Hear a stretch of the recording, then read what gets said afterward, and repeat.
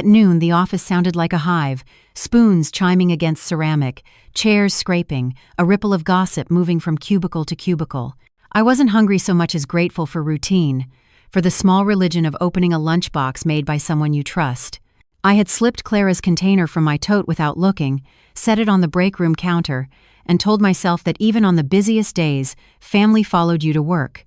I unclipped the lid with a little pop. That's when the laughter began. "What is that salt on the rim?" one of the younger analysts quipped, leaning in with the cheerful cruelty of group amusement. "It's giving margarita Monday, ma'am." They meant the thin sugar-like crystals that clung to the lid's edge, a frost line catching the fluorescent light. I smiled because that's what you do when everyone else is smiling.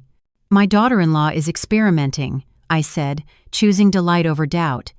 "Maybe she's reinventing seasoning." The room obliged me with another ripple of laughter, a harmless chorus that made everything feel ordinary again. I was about to shrug and dig for a fork when I felt a nudge of unease, something small but insistent, like a thread catching on a nail. I carried the container to David.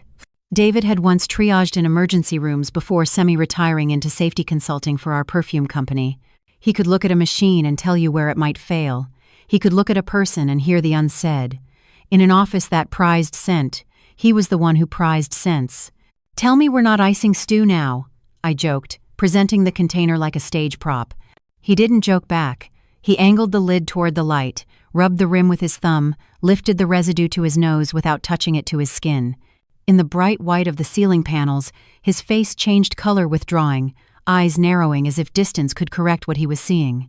The hum of the refrigerator, the chatter behind us, even the click of the microwave's finished alert dropped under a heavier silence. "Who prepared this?" His voice came out lower than usual, the register that belongs to bad news delivered gently. "My daughter-in-law, Clara. She always cooks for Benjamin and me. She must have mixed up the boxes this morning." I said it plainly, like narrating the weather.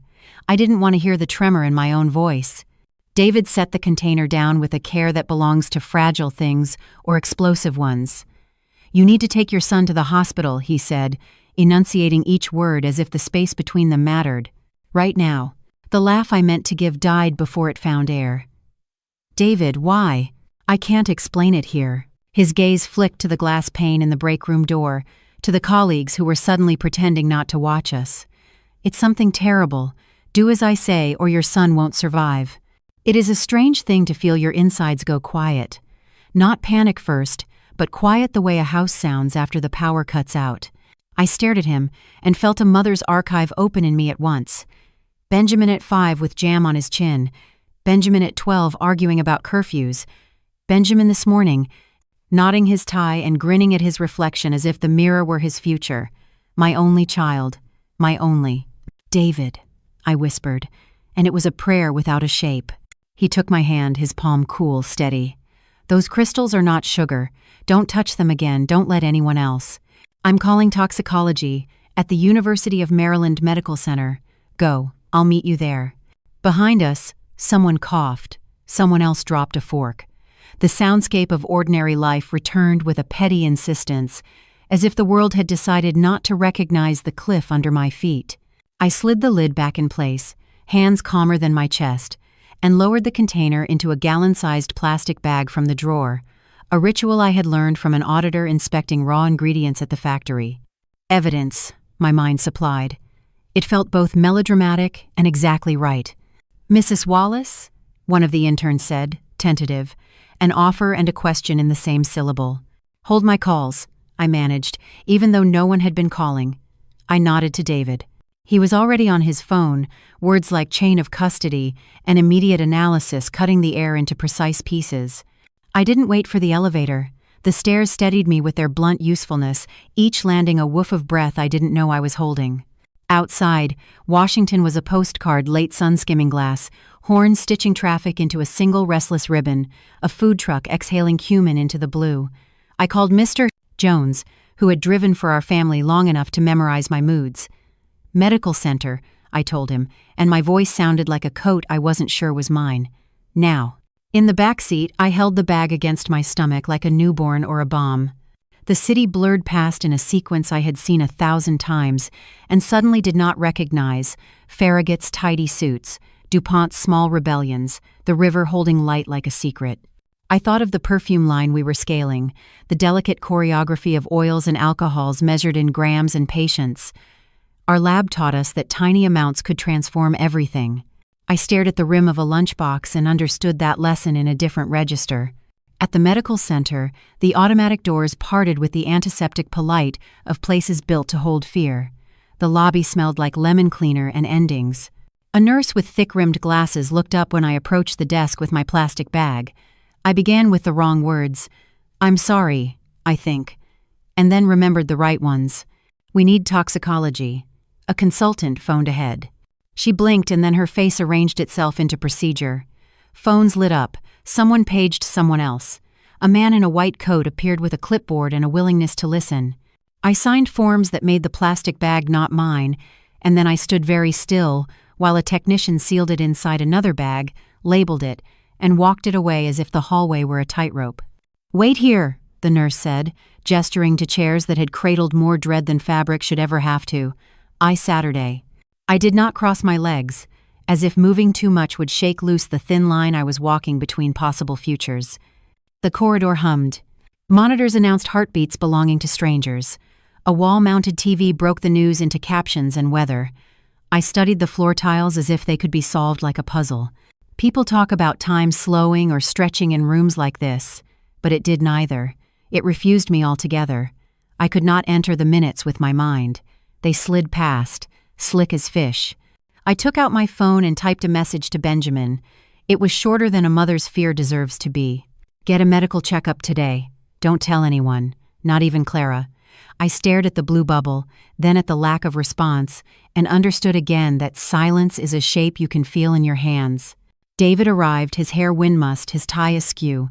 He didn't sit. He hovered like a verb, kinetic, necessary. "They'll run a rapid panel first," he said, as if we were discussing a supply chain hiccup. "It won't tell us everything, but it will tell us enough." Enough for what?" I asked, voice working around the jaggedness in my throat. "Enough to move," he said. "To act before whatever this is becomes something we can't rewind." In my head, the day rewound anyway. Back to morning. Back to Clara's ponytail and her laugh mid-call and the neat ballet of her hands portioning food. Back to the way she had pressed the smaller container into my palm and the larger into Benjamin's car. The memory had no malice attached to it then. It does now only because I attach it. I told myself not to judge the past with the knowledge of the present. I told myself 100 unhelpful things. A doctor I did not know crossed the hall with a sheet of paper. He did not look at me. He looked for me. "You're the one with the container?" "Yes," I said, and stood too fast. The room tipped a little and steadied. He indicated a nearby side room, privacy by architecture. "We're sending a full analysis to the lab," he said, eyes kind, voice careful. "But the preliminary screen is abnormal. Your colleague did the right thing." "Abnormal how?" The word felt like standing on an ice floe, crack lines spreading in 4 directions. "We don't want to speculate prematurely," he said, which in medical means we already know enough to be afraid. "We'll have the toxicology attending speak with you as soon as she can." David's phone chimed. He scanned a text, then met my gaze with the kind of steadiness people spend years learning how to borrow. "They're rushing it," he said. "We'll have a name for what we're seeing soon." A name. As if the danger were a person who could be called to heal by syllables. I nodded and sat again because sitting was the only verb left that did not involve breaking into tears or pieces. I folded my hands and watched the doors the way sailors watch horizons.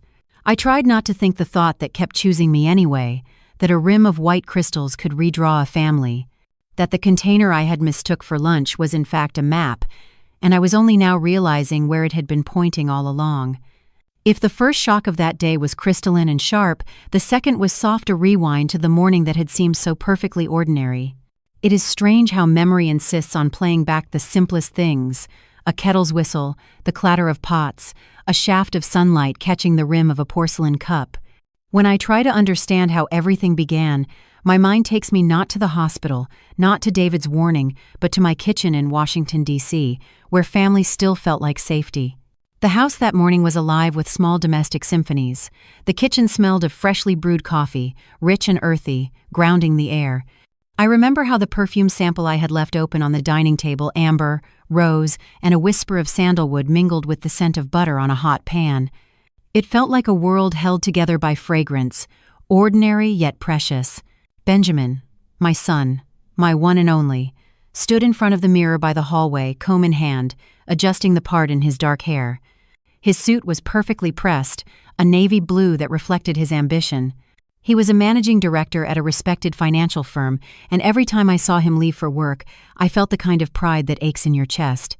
My husband had died years ago, leaving me alone with a boy to raise and a company to grow. Benjamin had been both my solace and my strength. Watching him thrive was proof that the sacrifices had not been in vain. In the kitchen, Clara was the counterpoint to Benjamin's ambition. My daughter-in-law was radiant in her simple way, hair pulled back into a neat ponytail, voice rising and falling with cheerful laughter as she chatted on the phone while her hands moved with astonishing efficiency. She prepared lunches the way other people arranged flowers, with intention, with grace, with a natural instinct that made it look effortless. A larger container for Benjamin, a smaller one for me. Food as devotion. I leaned against the doorway, a smile tugging at my lips. What a thoughtful girl you are, Clara. You don't just take care of your husband, you take care of me too. She turned then, her eyes bright as if they held a secret happiness. I just want everyone to eat well, Mom. Eating out isn't safe anymore. She said it lightly, but her words carried a weight that touched me. It was the kind of statement that made a woman like me, widowed, working, still trying to hold a family together, feel blessed. I believed her. I believed everything. I believed in the warmth of that kitchen, in the way Clara stirred a pan and brushed a strand of hair from her face with the back of her wrist. I believed in the small rituals that stitched our lives together, her packing food, me preparing to oversee the launch of a new perfume line, Benjamin rehearsing in his head the speech he would deliver to his firm that day. We were, from the outside, a portrait of American success. A mother who had rebuilt from tragedy. A son who embodied promise. A daughter-in-law who seemed to anchor it all with feminine care and charm. But if I pause the memory there, if I look closer, it is not perfect. Clara's laughter that morning on the phone, was it too light, too practiced? When she handed me the smaller container, did her eyes linger for a beat too long on Benjamin's? At the time, I noticed nothing. Only later did my mind start threading suspicion through those moments like barbed wire. Benjamin brushed past me, briefcase in hand, the scent of his cologne layered over the coffee and perfume. Big day, Mom. Big numbers. Wish me luck. He kissed my cheek, and I touched his face the way I had when he was 5, a gesture too tender for a grown man, but one I couldn't stop. Clara pressed the small container into my palm. Don't forget this, Mom. It's your favorite. And then the larger one into Benjamin's hand. He took it with a distracted thank you, his mind already in the boardroom. Clara looked at him with a softness that felt genuine then, a look I interpreted as love. The sun was sharp when we stepped outside. The city was waking, traffic heavy with impatience, the world moving fast. I carried my container in my bag like a token of her care, like proof that I was loved not only by my son, but by the woman he had chosen. How could I have known in that moment that one misplaced lunchbox would become the fulcrum on which all our lives would tilt? How could I have guessed that this very scene, the clatter of pans, the easy laughter, the perfume and coffee, was the prologue to betrayal? I have replayed that morning in my mind countless times. And each time I wonder, was Clara's care an act? Did she measure her laughter the way she measured those portions? Was the warmth in her voice another ingredient, calculated and folded in so that I would never question her? A mother sees what she wants to see. That is both our greatest strength and our blindest weakness. And that morning, in the sanctuary of my own home, I wanted nothing more than to believe in the harmony of my family. When I think of it now, it feels like standing at the edge of a painting, knowing the colors conceal something darker beneath. A portrait can be beautiful, but sometimes it is painted over another story. That morning in Washington, D.C., I believed in the portrait. I believed in the daughter-in-law who fed me. I believed in the son who carried my dreams into his office downtown. And I believed, without knowing it, that a lunchbox was just a lunchbox. The waiting room at the University of Maryland Medical Center was a place designed to soothe, but it only sharpened my fear. Pale green walls, framed landscapes that promised calm, the antiseptic tang of disinfectant clinging to the air. Everything whispered order, while my heart pounded like chaos. I sat with my hands laced tightly in my lap, afraid that if I let go, the tremor inside me would become visible to the world. Time refused to pass normally. The second hand on the wall clock seemed to drag its feet, mocking me with each deliberate tick. I wanted it to run faster, to leap toward an answer, yet part of me dreaded what the answer might be. On the chair beside me, my phone screen glowed with the message I had sent Benjamin. No reply. Not even a busy. That silence pressed harder on my chest than any words ever could. The door finally opened. A young man in a white coat entered, a sheet of paper in hand, his badge reading Dr. Ethan Miller. His expression was grave, though softened with a practiced gentleness I knew came from years of delivering bad news. He sat beside me rather than across, and in that gesture alone I felt the weight of what he carried. "You're the one who brought in the container, correct?" he asked. I nodded, throat dry. He inhaled deeply, as though he needed air to push the words out. "We analyzed the food sample. It contains arsenic." The words sliced through me like glass. Arsenic. For a moment, the world blurred. The hum of the lights, the footsteps in the corridor, even the distant chatter of nurses, all of it faded until only that word echoed, again and again, like a blade striking steel. Ethan continued, each word steady, deliberate, the way a surgeon makes an incision. "Arsenic is extremely toxic. Small, repeated doses can cause fatigue, abdominal pain, nausea. If exposure continues long enough, it damages the stomach, liver, kidneys, and it can be fatal." I could not breathe. My mind flipped through memories like a cruel slideshow. Benjamin rubbing his stomach after dinner, his pale face on late nights, the way he had brushed off his exhaustion as stress. "It must be the pressure from work, Mom." How many times had he said that? How many times had I nodded, believing him, believing that hard work explained everything? I whispered the word back, as though saying it aloud would make it less foreign. "Arsenic." Ethan nodded. "The symptoms match what we call chronic poisoning. If your son has been eating food like this for weeks, maybe months, his body is already suffering. The fact that he's still functioning is a testament to his resilience. But if this continues," he stopped, not needing to finish. I clenched my fists in my lap, nails biting into skin. My son, my only son, had been eating death one spoonful at a time. David appeared at the doorway, his face confirming everything before his words did. He had seen the results. He didn't need to say, "I told you." He only placed a steadying hand on my shoulder. I thought of Clara in that moment, her laughter in my kitchen, the way she had said, "Eating out isn't safe anymore." The irony landed like a cruel joke. How safe had we been under her roof, under her care? And yet my mind resisted. Clara, my daughter-in-law, the woman I had loved like a daughter herself, could she have done this? I searched my memories, looking for cracks. I saw her kindness, her attentiveness, her warmth. But I also remembered her questions so casual then about property values, about investments, about the future of the perfume brand. Had those been seeds planted long ago, waiting to bloom into something poisonous? Ethan's voice pulled me back. "We'll need to run tests on your son immediately. He may already have significant traces of arsenic in his system. Has he shown signs of unusual fatigue, digestive pain?" My lips trembled. "Yes, for months." Ethan's face tightened, though he kept his tone calm. "Then we must act quickly. If he hasn't had lunch yet, we may have a chance to prevent further damage. But you need to get him here without alerting anyone who could interfere." I understood his warning even before he said it. "Don't tell Clara. Don't let her know we've discovered anything." The corridor seemed to stretch around me like a tunnel. Mothers are supposed to be protectors, but in that moment I felt like I had been sleepwalking, blind to danger inside my own home. My son had been slipping away in plain sight, and I had praised the hands feeding him. David leaned close, his whisper fierce. "Listen to me. If you hesitate now, he may not survive the week." I thought of statistics I had read in the news once about domestic poisoning cases, rare but real wives poisoned by husbands, children by step-parents, families destroyed by someone inside their circle of trust. The articles always ended the same way. They never suspected. Everyone said the family seemed perfect.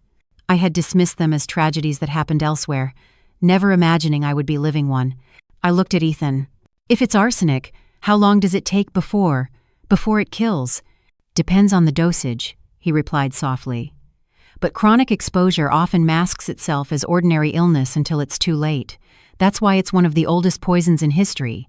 It hides in plain sight. History. My mind went to stories of kings, queens, dynasties toppled by a pinch of powder, and now my own household, my Benjamin, was one careless bite away from joining them. I stood abruptly, the chair scraping back. I need to find him. David caught my eye, steady and unyielding. Then do it quietly. Protect him. And don't let her know what we've discovered. Promise me. I nodded, though inside me every instinct screamed for confrontation, for accusation, for the truth shouted in Clara's face. But David was right. This wasn't a battle to be fought with anger. It was a war that required patience, evidence, and cunning. I pressed my trembling hand to my heart. Benjamin, my son, my pride, my everything, hold on. I will not let them take you from me. The paper with the lab results lay on the table between us, its words stark and clinical. But to me, they were a sentence written in fire. Arsenic detected. The name of the poison had been spoken. The war for my son's life had begun. I left the medical center with the word arsenic burning inside me like a fever. It was no longer just about sickness. It was about motive. Poison is not spilled by accident. It is measured by intent. And if someone wanted Benjamin sick, someone must have stood to gain from his suffering. That thought kept gnawing at me as the car carried me through the heavy arteries of Washington traffic. I did not go home. I could not face Clara's smile, not with suspicion clawing at my chest. Instead, I told Mr. Jones to take me straight to the office of Mr. Harrison, our family's attorney for more than 20 years. He was the man who had drawn up every contract for my perfume business, who had filed every paper after my husband's death, who knew the architecture of my estate better than I did myself. If there was an answer to the question rising like bile in my throat, who benefits if Benjamin dies, Harrison would be the one to find it in black and white. The office smelled of leather and dust, of books that had outlived their owners. Harrison sat behind his oak desk, glasses perched on the bridge of his nose as he flipped through a thick file. His presence was steady, a metronome in a world gone mad. "Mrs. Wallace," he said, surprised but courteous. "No appointment?" "No time," I answered, lowering myself into the chair opposite him. My voice was sharper than I intended. "I need to review my will. Today. Right now." "Oh." His brows drew together, but he obeyed. From a cabinet he pulled a folder thick with papers. He laid them out carefully, each page a testament to a lifetime of work and sacrifice. I scanned through properties in McLean, investments in the Hamptons, shares in the perfume company, all laid out in neat legal phrasing that stripped them of their blood and memory. And then I saw it. The clause. If one heir predeceases the testator, the surviving spouse shall inherit the entirety of the estate. My breath caught. It was as if the letters themselves hissed. If Benjamin were to die before me, Clara, his wife, would inherit not just his portion, but everything. My son's death would make her sole heir to a fortune I had built from nothing, to a brand I had built for him. I felt my pulse hammer in my ears. "So if Benjamin dies before I do," I asked, voice trembling, "Clara becomes the owner of everything?" Harrison adjusted his glasses. "His share, yes. And upon your passing, the remainder as well. It's standard practice, Mrs. Wallace. Most families wish for their daughter-in-law to be provided for." Standard practice. The words made me want to laugh and scream at once. What was standard about the possibility that the woman I had treated like a daughter might be feeding my son poison, spoon by spoon, for the sake of a signature on a page? I remembered suddenly the times Clara had asked casual questions. Over dinner once, she had leaned forward, eyes shining with curiosity. "If you're not in charge someday, Mom, I'll continue the brand, won't I? I promise I'll do a great job." I had smiled then, touched by her interest. But in this new light, the words curved into something darker, less devotion, more hunger. Harrison's voice broke through my thoughts. "Of course you can alter the will at any time. As long as you live, the company remains yours. As long as you live." The phrase sank into me like a stone. Clara didn't just need Benjamin gone. If she truly dreamed of owning it all, I would eventually have to disappear too. I closed the folder, my hands unsteady. "Thank you, Harrison. That's all I needed." He looked at me curiously but didn't press further. Perhaps he saw the storm in my eyes and knew better than to ask. On the drive back, I stared out the window as the city blurred by. Washington, with its monuments and history, had always seemed to me a place of legacy, where one generation built for the next. Now the word legacy felt like a trap. I thought of Clara waiting at home, perhaps in the wicker chair on the porch, scrolling her phone with that same faint smile she wore every morning. Was she already planning a life without Benjamin? Was she envisioning herself as the head of the Wallace Empire, the perfume queen in all but name? The questions made my chest heavy. I wanted to believe I was wrong, that I was building castles of suspicion out of nothing more than coincidence. But arsenic is not coincidence, and the will, cold and legal, gave motive a shape. When we pulled into the driveway, the porch light glowed. Clara was there just as I had imagined, her face radiant in the golden dusk. "You're home, Mom," she called warmly. "I just booked us a spa day this weekend. You'll love the massage package." I froze at the door, my smile stretched too thin to be real. She looked perfect, hair neat, eyes bright, voice full of tender concern. Yet beneath that perfection, I now saw a shadow, a possibility too monstrous to name aloud. "Thank you, dear," I said, forcing the words out evenly, "but I have a commitment. You go." Inside, I collapsed onto the couch, pressing my hands to my face. My heart split between two truths: the Clara I had welcomed like a daughter, and the Clara who, on paper and in practice, had every reason to wish Benjamin gone. Trust is the most fragile inheritance of all, and mine had just shattered. I barely slept that night. My body lay in bed, but my mind paced endlessly through every corridor of memory and fear. Each time I closed my eyes, I saw Benjamin pale on the couch, rubbing his stomach, and Clara at the stove with her serene smile. I wanted to believe that smile, but the word arsenic kept prying it apart like a crowbar, showing me only darkness beneath. By dawn, I knew two things. I had to protect my son, and I couldn't do it alone. That was when Inspector Carter entered our lives. I had met him years earlier at a business seminar. He wasn't the kind of man you forgot graying at the temples, sharp-eyed, a voice that carried authority even when soft.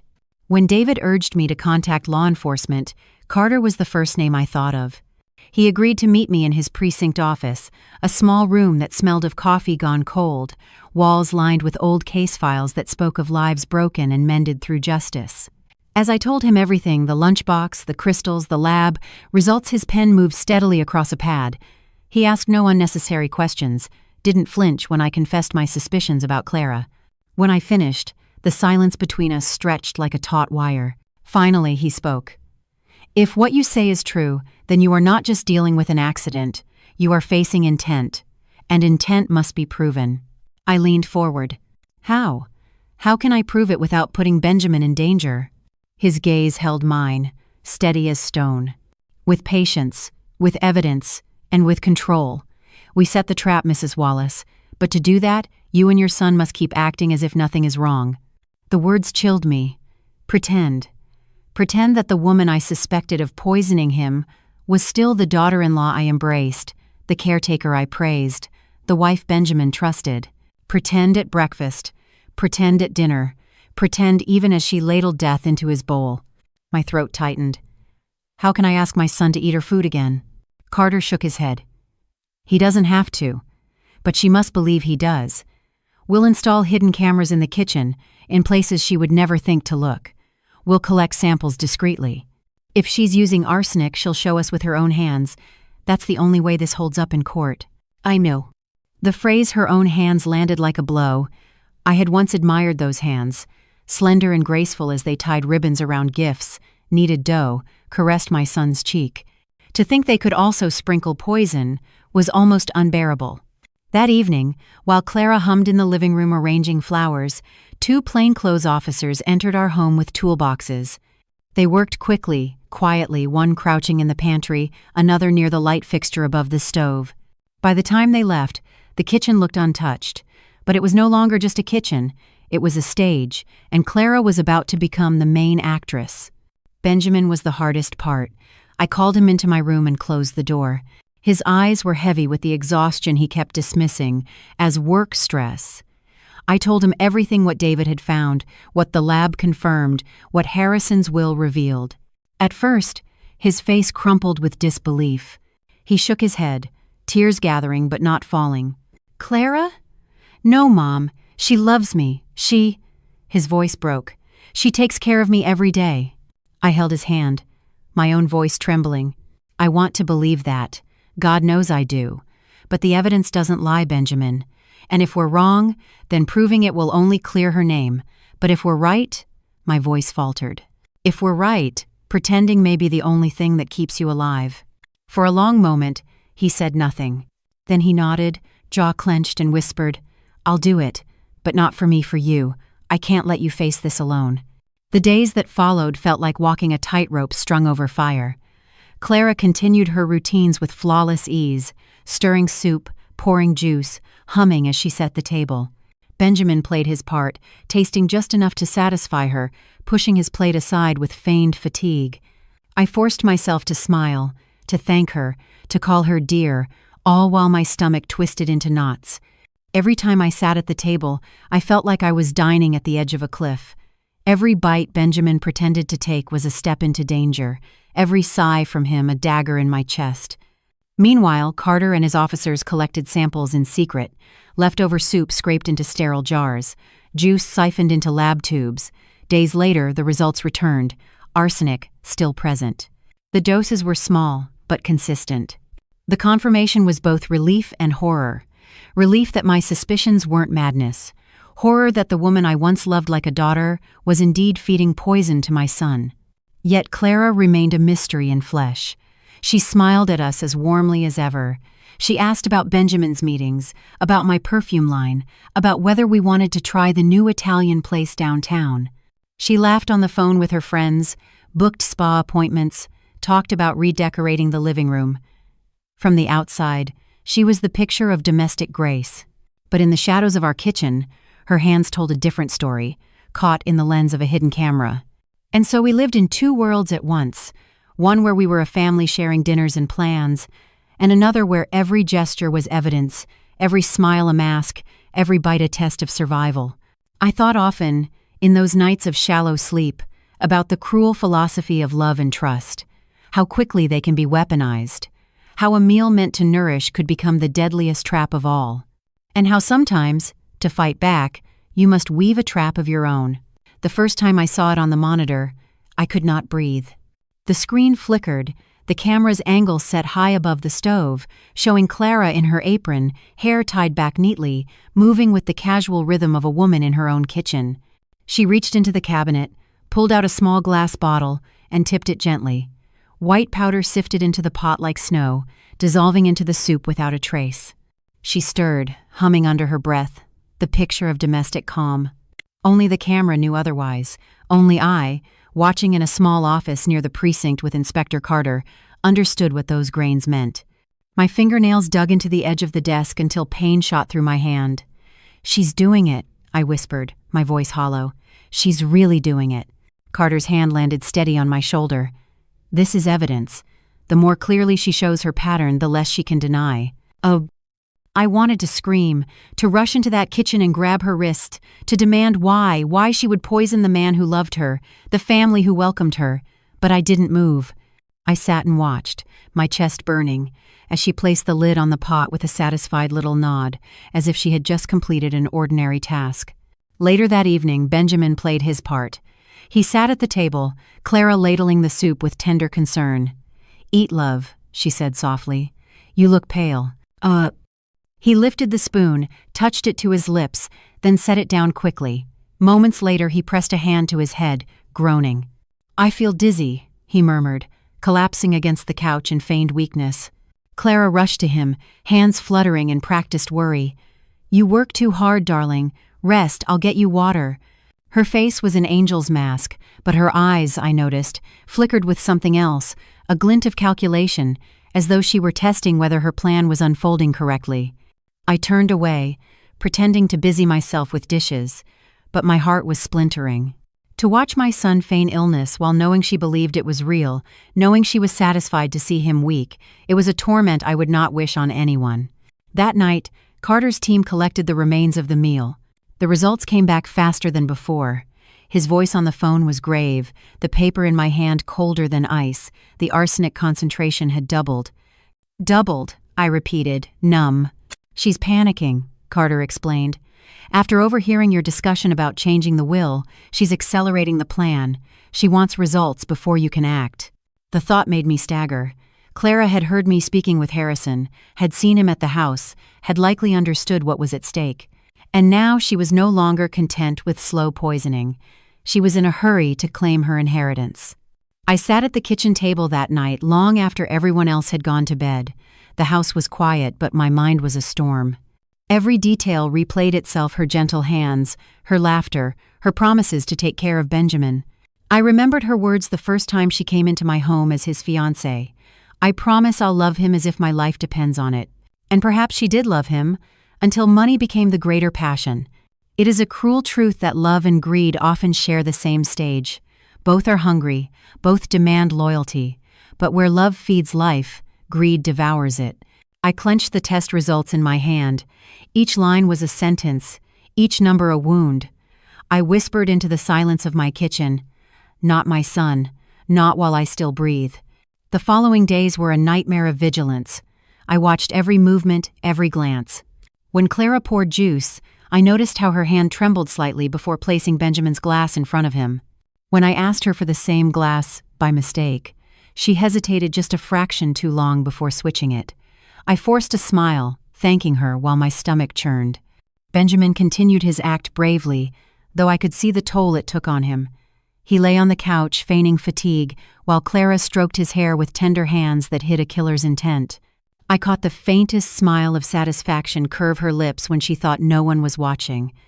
That smile seared itself into my memory, a scar on the face I once loved as a daughter. And then came the whisper. One night, as I walked past her room, I paused at the sound of her voice. Her silhouette moved against the curtain, pacing with a phone pressed to her ear. Her words slipped through the door like knives. "Just a few more days. After that, I'll be the only one who gets everything." My heart stopped. I pulled out my phone, pressed record, and held it close to the crack in the door. Her voice came through, steady, determined, damning. When I stopped recording, my hands were trembling so violently I had to press them against the wall to keep from falling. I sent the file to Carter immediately. His reply came within minutes.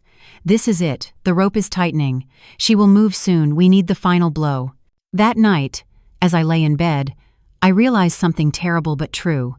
The poison in our house was no longer just in the food. It was in the air, in the silence, in every word unspoken.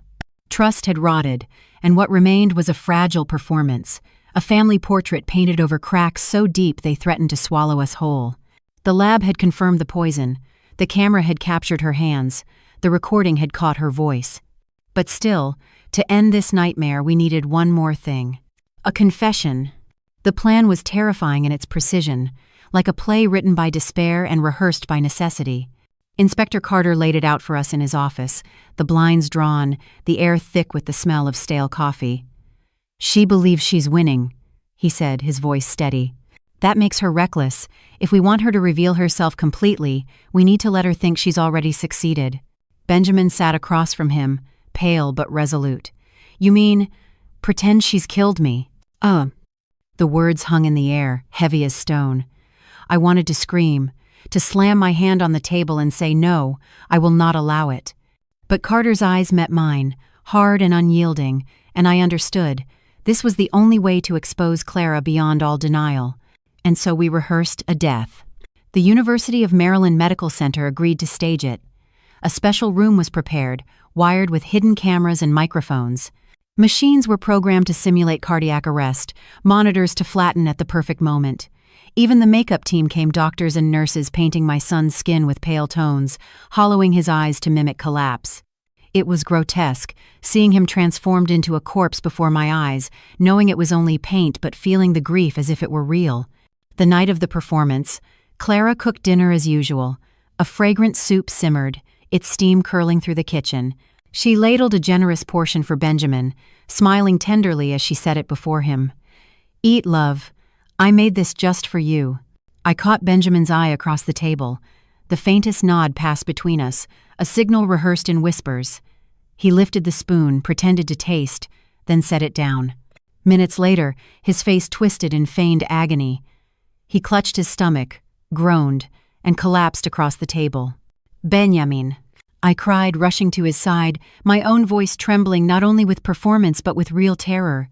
Even knowing it was an act, seeing him motionless, his lips parted as though breath had fled, it clawed at something primal inside me. Clara rushed forward, her hands fluttering like frantic birds. "My love, what's happening?" she wailed, tears already streaking her face. But beneath the sobs, I saw the glimmer of relief, the satisfaction quickly veiled. I fumbled with my phone, dialing 911 with a panicked voice that was only half false. Within minutes, sirens filled the street. Paramedics, undercover officers burst through the door, loading Benjamin's limp body onto a stretcher. Clara tried to climb into the ambulance with him, but one officer blocked her. "Only one person can accompany him." I stepped forward, gripping her trembling hands. "Stay here, dear. I'll go. I'll tell you everything." She nodded, eyes red, but I felt the faintest tremor of excitement in her grip, as if her performance of grief was a curtain over the triumph in her heart. Inside the ambulance, Benjamin opened his eyes for a moment. "Did it look real?" he whispered. I smoothed his hair back, tears brimming. "Too real. You broke my heart." At the hospital, the room was staged perfectly. Benjamin lay motionless on the bed, wires attached, monitors showing the flat line of a stopped heart. Dr. Wilson, a friend of Carter's, played her role flawlessly, updating a false chart with grim efficiency. I sat at the bedside, holding my son's hand, my tears falling freely. Pretend or not, grief does not need reality to feel true. Then came the message. My fingers shook as I typed it. "Come quickly." Benjamin didn't make it. For 40 minutes I waited, every second dragging like a blade across my skin. And then I heard them hurried footsteps echoing down the sterile hallway. Clara burst in, hair disheveled, one heel crooked, her face streaked with tears. She threw herself into my arms. "It can't be, Mom. He was so young," she sobbed. Her voice cracked, but I felt no real anguish in it. It was performance, the final act of a play she had written in secret. "Come," I whispered, guiding her to the bed. "Say goodbye to him." She stepped forward, her hands trembling as they touched Benjamin's cold-painted skin. For a moment she bent close, her lips brushing his ear, and I heard it so faint I thought I might be imagining it. Finally, it's over. My breath froze. She had confessed, not with logic, but with relief. And then, with a suddenness that made my heart leap, Benjamin's eyes snapped open. He sat up, tearing off the electrodes. Clara stumbled back, shrieking, her face as white as the hospital walls. "It can't be!" she screamed. "I was careful!" Benjamin's voice was ice. "Careful to kill me?" The door opened, and Carter entered, 3 officers behind him. His voice was iron. "Clara Wallace, you are under arrest for attempted murder." The cameras had captured everything. The poison, the doubled dose, the whispered phone call, and now the confession she thought no one heard. As the officers closed in, Clara's knees buckled. "No, it wasn't me. It was just seasoning." But the folder Carter carried held proof, lab results, video recordings, the audio of her whisper. Her mask cracked then. Tears streamed down her face, but they were no longer an actress's tears. They were the raw sobs of a woman caught in her own web. "I only wanted the money," she screamed. "I didn't mean—" But the words died in the clink of handcuffs, in the echo of betrayal too deep for excuses. I stood frozen, Benjamin's hand in mine, as the woman we had once loved like family was led away. I wanted to scream at her, to demand why. But no answer would ever make sense of the poison she had poured into our lives. What I knew then was this: love had been a mask, trust a weapon, and greed the truest poison of all. They led Clara into the interrogation room, a narrow box of white walls and buzzing fluorescent light, its metal table scarred by years of confessions and denials. Her wrists were cuffed, her once perfect hair tangled, her silk blouse wrinkled like paper crushed in a fist. I sat with Benjamin in the observation room behind the 2-way mirror. Between us and her was only glass, but it felt like a chasm carved by betrayal. Inspector Carter entered with his notepad. His tone was deceptively gentle. "Miss Clara, the evidence against you is significant, but we want to hear it in your own words. Why did you do it?" Clara lifted her chin, eyes darting, her voice cracking as it tried to carry defiance. "I didn't do anything. You're framing me. This is her doing." She gestured toward the mirror, toward me, though she couldn't see my face. "She never wanted me in the family. This is all her trap." My nails dug into my palms. I wanted to burst through the glass, to shout that I had once called her daughter, once thanked God for her presence, but Carter remained unflinching. He placed a small glass vial on the table, the same one the camera had caught her tilting over soup. "Then tell me, what is this?" he asked. "Salt? Sugar? Or arsenic?" For a heartbeat, her mask slipped. Her eyes widened, then narrowed. She said nothing. Silence can scream louder than words. The door opened, and a doctor stepped in with a clipboard. "These are the lab results from the soup and juice," he said. "The concentration of arsenic could kill a healthy adult in days." Clara shook her head violently, her laugh brittle and breaking. No, I just wanted to give him vitamins. Benjamin was always tired. I was helping him." Benjamin exhaled beside me, his shoulders shaking. My hand found his, squeezed hard, steadying him. His face was white, his jaw clenched with grief and fury. Carter didn't flinch. He pressed a button and a monitor flickered on. There, in cold clarity, the hidden camera played. Clara, her back straight, tipping powder into the pot, stirring with calm hands. Not a hint of hesitation, not a trace of care.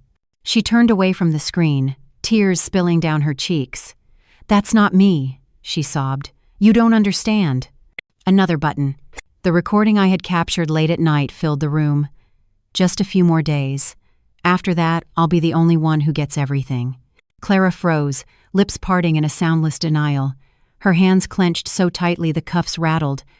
Benjamin lurched forward in his chair, tears spilling over. "I can't take it anymore, Mom," he whispered. His voice cracked, the boy I raised suddenly breaking through the man he had become. I pulled him back, my arms around his shoulders, whispering, "Hold on. Let her words damn her, not yours." Carter leaned in, his voice sharpened. "Miss Clara, you knew the will. If Benjamin died, you stood to inherit everything his mother built. Didn't you?" He slid a copy of my will across the table, the damning clause circled in red. Clara's lips trembled. She tried to speak, swallowed, then broke into a sobbing scream. "It's her fault," she cried.